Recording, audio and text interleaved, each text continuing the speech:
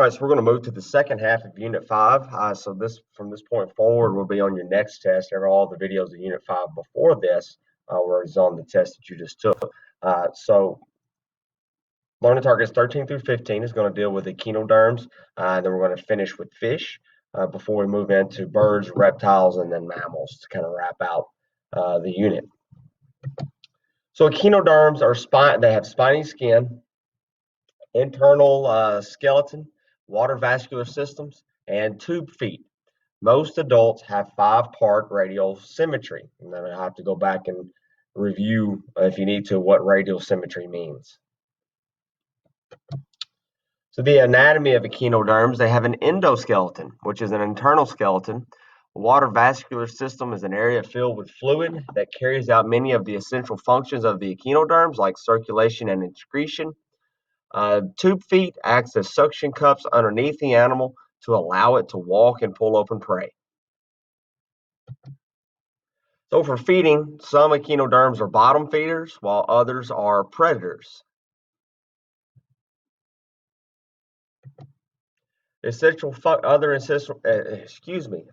essential functions. Respiration and circulation is done by the water vascular system and very simple gills. Excretion of solid waste by the digestive tract. Ammonia is removed through diffusion into the water vascular system.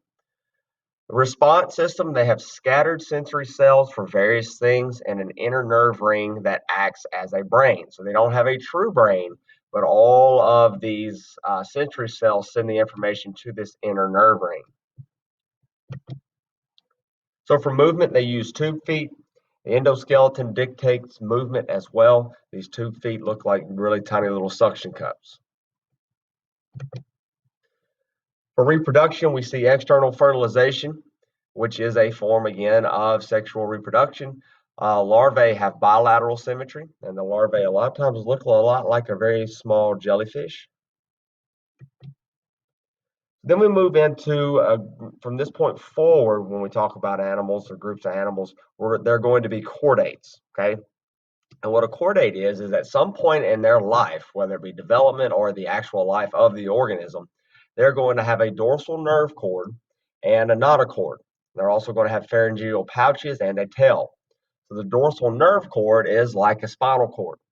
A notochord is a long supportive rod that runs through the length of the body. Pharyngeal pouches are paired structures in the throat that develop into gills in fish.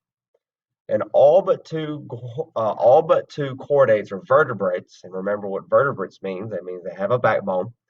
The two chordates that are not vertebrates are the tunicate and the lancelet. So this carries us into fish. Fish are aquatic vertebrates, and most of them have paired fins and gills. The evolution of fish. So the first fish were jawless, and they had armored plating to protect themselves. Over time, some fish remained, let's just say jawless, not jawless, and they dropped their armor. Other fish developed jaws and paired fins made of cartilage. Sharks and rays kept the cartilage, but modern fish are completely bony.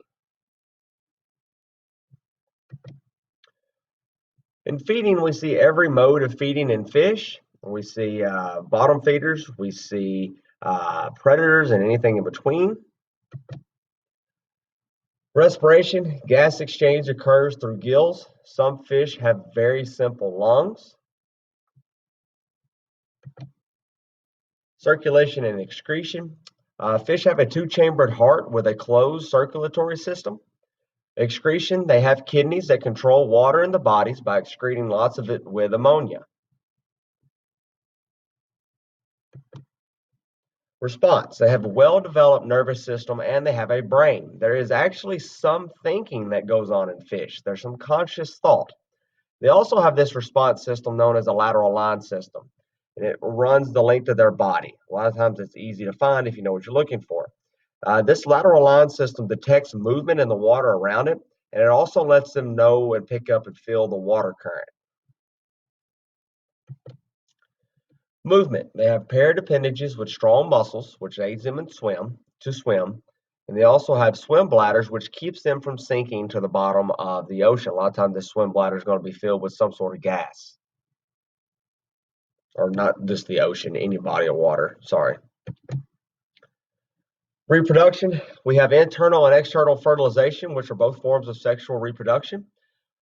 Fish give oviparous birth, which means they lay eggs outside of the body, with the exception of sharks, and sharks give viviparous birth, which is live birth.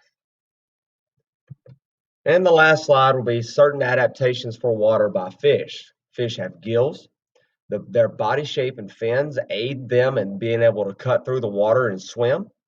Their lateral line system is a form of sensory and response system, which helps them detect movement, changes in water temperature, water current, and they are able to do various forms of feeding. Be sure you complete the video form that goes with this. If you have questions, be sure to let me know. Thank you.